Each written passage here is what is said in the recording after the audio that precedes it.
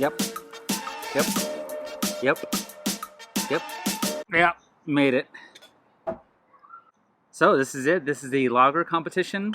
4 bottles were submitted. So one, I could not find the recipe for one of these. Either he'd sent it and I just accidentally threw it away, or he never sent it and never got an email on it. Whatever though. So let's just get right to it. Lagers, and these are all different. I said it's, it does not have to be a Pilsner. You can trick me too. It can be a blonde ale. The first one is a Mexican-style Vienna lager with blue corn. And this comes from Kyle and Rudy Brown in Seattle. The malt bill is Vienna malt, Munich malt, German Pils, flaked blue corn, 0.8 pounds. So it was not a whole lot. Spalt for hops, 60-30, and yeast is WLP830. 5% ABV, 20 IBUs. Pretty straightforward. All right, let's see what we got here. It's hot out right now. Well, it was like almost 100 degrees a couple days ago. Today it's a little cooler. I think we're in the mid 80s, but lagers, when it's hot, man, whew, nothing like them. That's nice. Nothing at all wrong with that. It's a little dry, crushable, very malt driven. It has that really beautiful, crisp, malty finish to it. That is very, very good. So this is the one I don't have. This is Chase from Gonzales, Louisiana. I think it's Louisiana.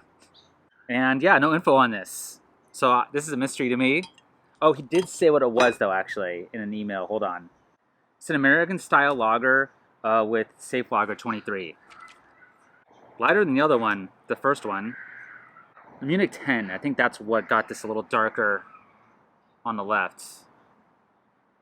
It's not quite as malt driven as this one. Like, this smells like just straight grain.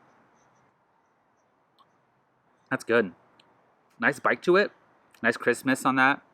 A little less grain forward, more just like beer, I guess you could say. Nothing wrong with that.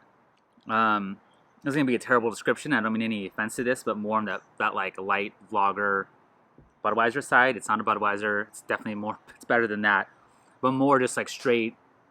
It is what it is. Straight beer. You can just drink it, and it's American style lager. I mean, that's exactly what that is.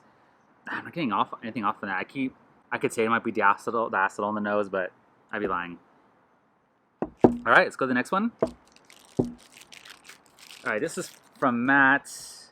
And I don't know where Matt is from. I didn't write that down like a dum-dum. I like to do that, just, from around the world. It's nice to see beers coming from all over the place. So it's a Prohibition American lager. And while I open this, I'll describe what the recipe is. 6 row, 77%, 22% flake corn, and 1% acid malts for pH. I did a couple rests, 145, 158, and then a mash out.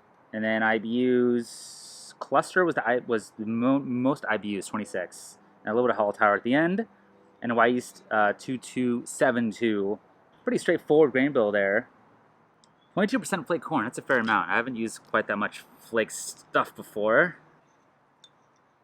Alright, so the color is to be about the same as this one. This one's a little cloudier. I have no problem with cloudy beer, by the way. Gives me a little more protein haze, but who cares? Man, it's really interesting how kind of different these all are. Wow. These are a little more similar. This might have a tiny bit of diacetyl. I don't know, though. If it's there, I'm just nitpicking. It might not be there. This one's very similar to the first one here in the nose. More of like a richer grain smell, if that makes any sense. And this is sort of like a lighter freshness, and this is more of like a rich, more in depth. I'm just saying things today. Nothing makes any sense. I've been in quarantine for a very long time. It's nice, very, very good. Nice and dry. Nice malt bill again. Probably a little hoppier than the other two, I want to say. Yeah, it's 30-ish. Well, 28, 29 looks like. Yeah, I never had a Prohibition lager before. If this, I'd imagine, probably were very, very close to what it would taste like if they were to do it originally. Okay, on to the last one here. This is from Sam. And I have a screenshot of his recipe too as well. I don't know where Sam's from, but he had Pilsner malt, 6 pounds, 1 pound Munich malt, 5 pound, 15, oh, 0.15 pounds of carrot pills. A little dab in there. Some Hollow Tower, both Hollow Tower, 60 and 10, and a little DME for some efficiency issues, which I've done many, many, many times. OG is 1046, ABV is about 4.5, IBU is around 17, so a little lighter than the IBUs, he thinks. So the grain bill, again, didn't say what color the Munich was, didn't say if it was 10 or not, but, you know, very, very similar, maybe a little darker than this one. Definitely this is the darkest, obviously. Let's go for it. Oh, different. That tastes a lot hoppier than 17 IBUs to me. That tastes more like 40. Now again, it could just be a little bit more astringency to it, maybe. But compared to what I just had, it definitely has more of a, not a pale ale bite to it, but a lot, the Hollow Tower is really coming through on that. Yeah, 0.75 ounces, and then 0.25 ounces in a 3-gallon batch. You know, you definitely could be looking at, you know, at 2-gallon batches, depending on the alpha acids, you could be looking at close to 35 IBUs on that. But he says it was 17, he thinks. So maybe not. I don't know. It did whatever it is, you got a lot out of that Hollow Tower. Really good, though. Less grainy taste, more hop-driven, dry, though, too. Has a spiciness to it. So that spicy hops come through pretty well. Okay, that's nice. That's really good. So I'm going to go through them again and start eliminating. It's always the hardest part.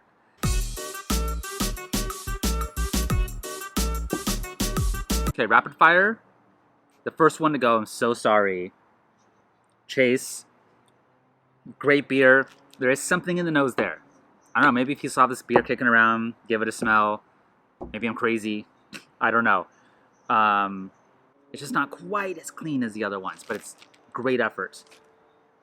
I'm still going to enjoy that. All right, now there are 3.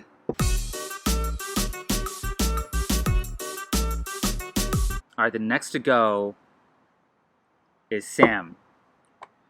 Now, why is because it's a little on the hoppier side, and I'm a hop head, but I was looking for something a little more light and crushable. If this is 17 IBUs, then I am sorry, and I completely misspoke in that. It just has this more of a hoppy, peppery thing to it. Still very, very delicious, though. I'm being nitpicky right now. I think in a Pilsner competition, that would do very well. I really do. Now there were 2.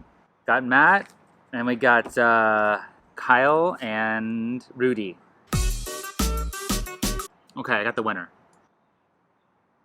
Kyle and Rudy, you are the winner. Nice job. Before I get to that, Matt, great beer. It's just a hair less grain forward, I guess, or lager-esque. I don't know. I'm just saying things again. I'm being completely nitpicky. There's nothing wrong with this beer. I just had to make a decision. So, nice job, Kyle and Rudy. This is great. It reminds me a lot of this lager that Brewyard makes every year for their Oktoberfest they have. There was a rye lager. I know that doesn't have any rye in it, but this is very, very similar tasting to that. It is dry, it is crisp. It has a beautiful, beautiful grain smell and taste to it. No sweetness to it, no dactyl at all.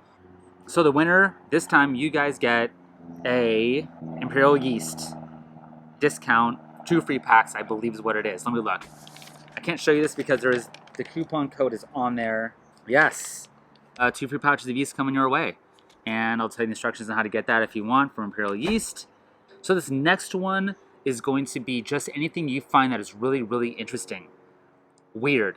I want weird. The channel's getting weird. I want weird. I want peanut butter and jelly beer. I want jalapeno tomato beer. I want grass and pomegranate seed. Whatever you can think of. If you have it lying around, send it to me. If you want to make something new with some crazy concoction you have, send it to me.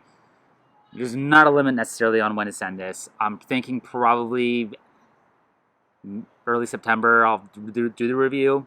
Maybe mid-September. Gives you a full 2 months to brew it, or if you have something lying around, that I can collect all the beer too as well. I should make a calendar for this. Someone did point out, forgot who it was. Might have been Matt or Chase. Don't even remember anymore. Who said I should probably do a calendar for this? I should, but I haven't yet. Maybe next year, before the year starts, I'll map out the entire year and have a calendar like every 2 months. every month and a half. That way everyone can plan it ahead of time. That will be much better on you guys, for sure. So thank you for watching, and see you next time.